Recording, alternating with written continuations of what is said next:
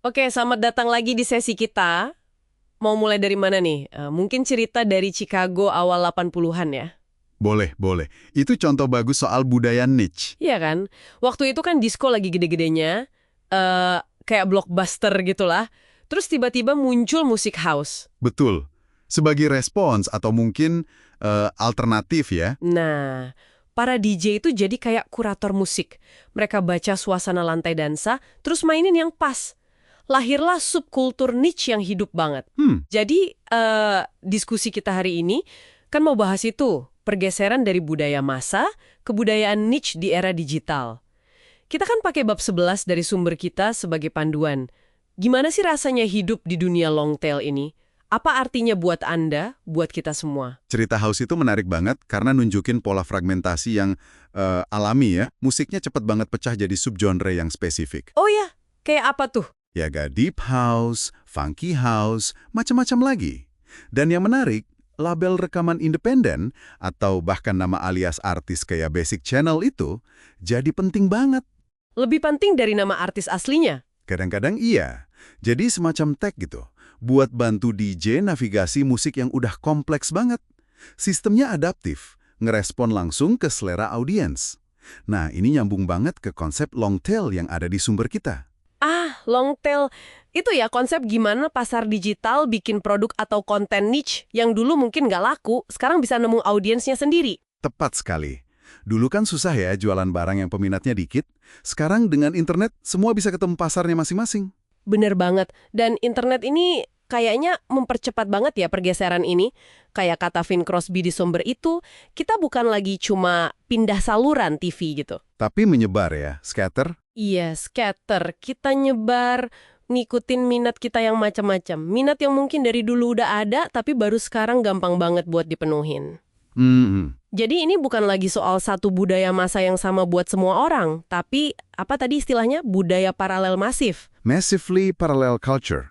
Ya, jadi kita semua ini kayaknya anggota banyak suku atau niche barangan gitu. Nah iya, misalnya mungkin Anda suka film mainstream, film blockbuster gitu, tapi musiknya wah sukanya yang agak beda, mungkin indie. Atau bacaannya yang spesifik banget yang nggak semua orang tahu.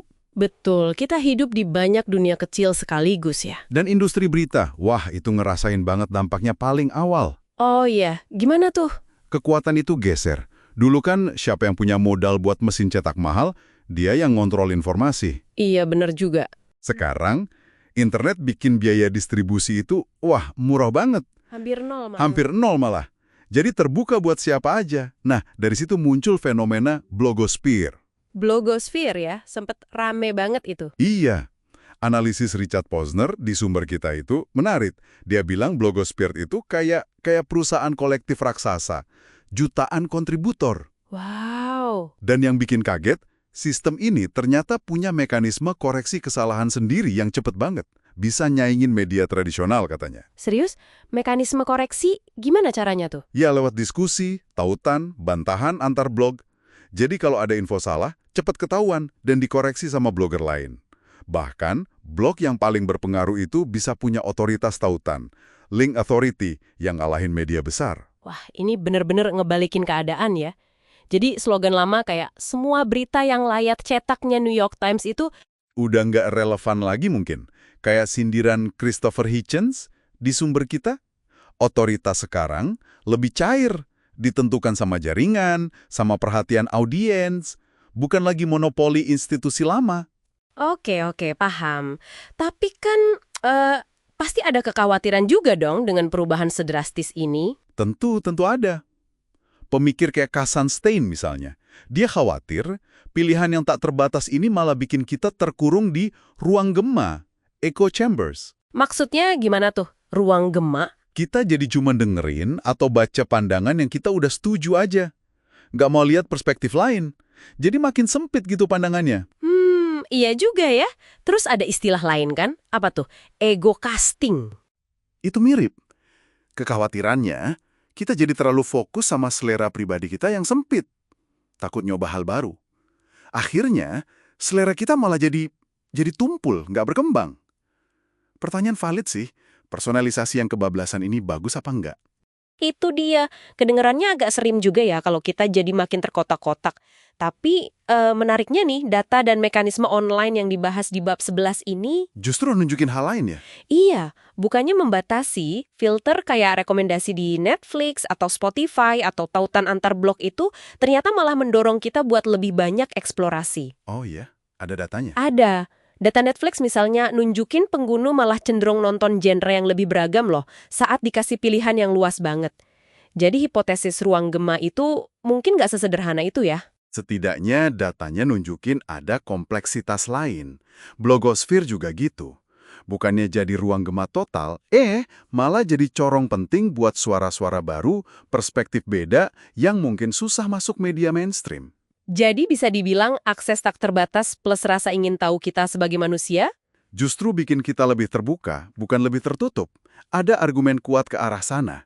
Mekanisme penemuan discovery di era digital ini, entah itu algoritma atau kurasi manusia kayak DJ tadi, itu ngebantu kita navigasi di tengah lautan informasi dan pilihan ini.